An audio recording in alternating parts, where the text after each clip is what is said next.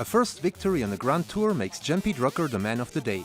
The man from Luxembourg often comes close and is a regular to second place, like he was 3 times on the last Tour of Burgos. But DRUCKER is in shape. He won the prologue of the Luxembourg Tour, and with his first stage win today, the man from BMC, who turned 30 2 days ago, will enjoy the day off tomorrow even more.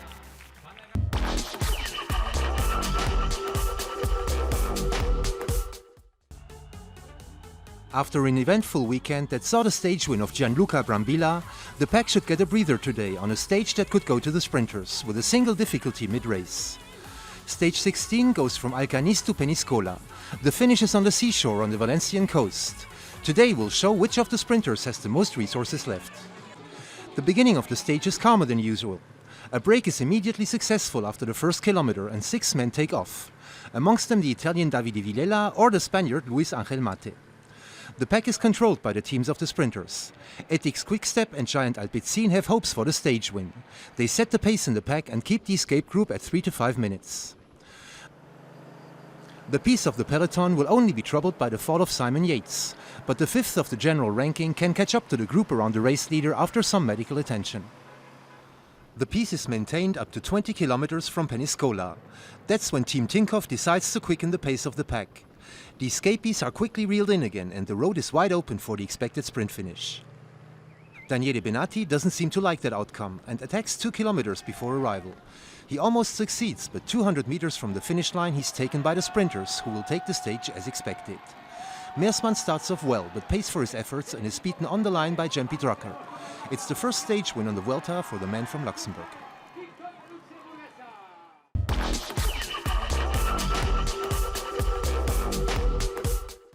Yeah, I suffered a lot the last days.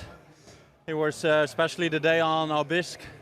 And yeah, I always kept believing in the sprint stages, and I did a good tour of Burgos, and I was confident in my sprints and was only taking his chance.